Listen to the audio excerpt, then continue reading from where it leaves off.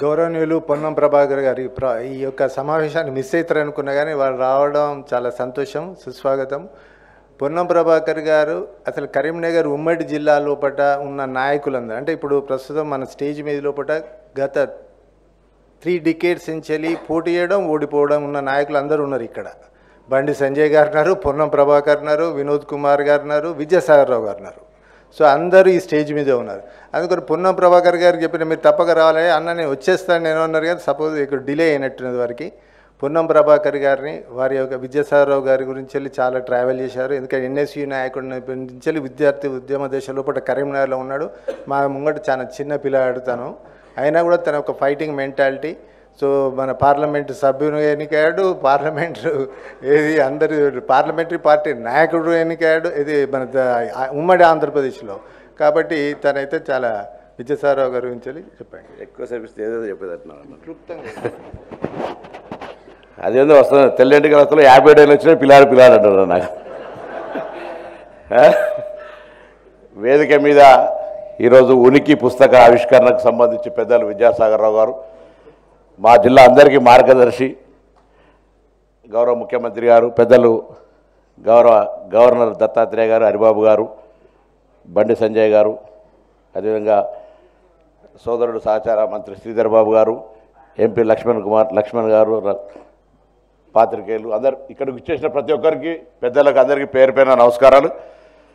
శ్రీనివాసరావు గారు చెప్పినట్టుగా విద్యాసాగరరావు గారు కరీంనగర్ పార్లమెంట్ సభ్యుడు, దాని తదుపరి నేను కరీంనగర్ పార్లమెంట్ సభ్యుడిని, తదుపరి వినోద్ కుమార్ గారు కరీంనగర్ పార్లమెంట్ సభ్యులు, తదుపరి ఈరోజు మా అందరినీ వినోద్ కుమార్ గారిని నన్ను ఓడగొట్టి బండి సంజయ్ కుమార్ గారు పార్లమెంట్ సభ్యులు. This is beauty of democracy.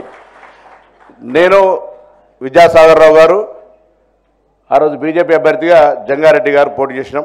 2009లో నేను గెలిచిన. ఆనాడు వినోద్ కుమార్ గారు ఓడిపోయారు. 2014లో నా మీద వినోద్ కుమార్ గారు గెలిచారు.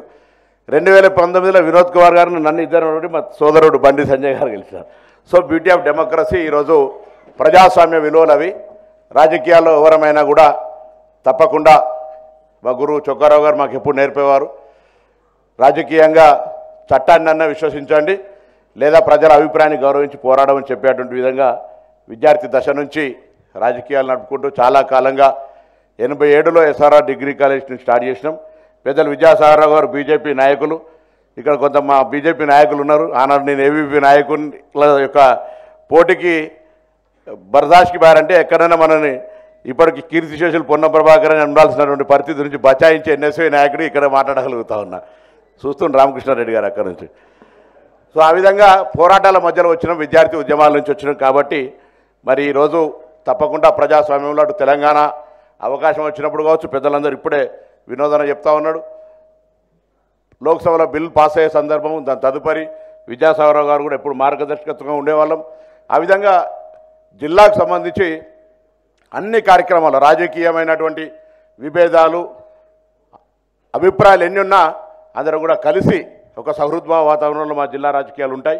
ఆ విధంగా ఈరోజు పెద్దలు విద్యాసాగరరావు గారికి సంబంధించినటువంటి ఒక పుస్తకం, వారు అనేక సందర్భాల్లో మాకు మార్గదర్శి. నేను పార్లమెంట్లో తిరిగేటప్పుడు కూడా విద్యాసాగరరావు గారు బాగా తిరుగుతుండ్రి, మీరు కూడా బాగా తిరగాలంటే నేను వాళ్ళందరినీ కూడా ఆదర్శంగా తీసుకొని యువకుడిని 42 ఏళ్ళకి ఎంపీ అయినాం. ఉత్సాహం ఉండే మొత్తం గ్రామాలన్నీ తిరగగలిగే విధంగా తిరిగినాం. తదుపరి సరే బ్యూటీ ఆఫ్ డెమోక్రసీలో గెలుపు ఓటములు సహజం కాబట్టి కొంత ఓడినా మళ్ళీ అందరి సహకారంతో, అదే ప్రజల ఆశీర్వచనంతో మళ్ళీ ప్రజా జీవితంలో ఉన్నాం. ఉన్నంతకాలం ప్రజలకు సంబంధించి పెద్దలందరినీ ఆదర్శంగా తీసుకొని ప్రజాసేవలో ఉండడం, మంచి పేరు తెచ్చుకునే విధంగా ప్రయత్నం చేస్తూ మరి ఈ సందర్భంగా విద్యాసాగరరావు గారిని ప్రతి ఒక్కరు ఈ ఉనికి పుస్తకం భవిష్యత్తుకు సంబంధించి రాజకీయాల్లో రావాలనుకునే వాళ్ళకి శ్రమ పడాలి, ఫలితం పొందాలి.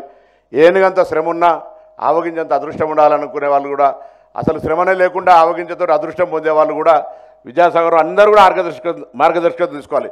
శ్రమతో ఉన్నటువంటి ఫలితం తృప్తినిస్తుంది. ఆ ఫలితం విద్యాసాగరరావు గారు అనుభవించినారు. ఏ విధంగా కష్టపడ్డారు, ఏ విధంగా రాజకీయాల్లో వచ్చిన అవకాశాన్ని కూడా మలుచుకొని దాన్ని పూర్తిగా సద్వినియోగపరిచి సమాజం కొరకు ఉపయోగించుకొని స్వతగా ఎదిగిన వ్యక్తి విద్యాసాగరరావు గారు. గారిని మరొకసారి ఈ సందర్భంగా పార్టీలు వేరైనా రాజకీయంగా వారు కూడా మాకు ఎప్పుడు మార్గదర్శకత్తులు. ఎన్నడైనా కూడా వారితో అనేక సందర్భాల్లో కలిసి సలహా సూచనలు తీసుకుంటూ ఈ సందర్భంగా ఈ పుస్తకాన్ని వారి యొక్క స్వీయ చరిత్రకు సంబంధించిన పుస్తకం భవిష్యత్ తరానికి మార్గదర్శకత్వం మనవి చేస్తూ అందరికీ మరొకసారి నమస్కారం చెప్తూ సెలవు తీసుకున్నాను.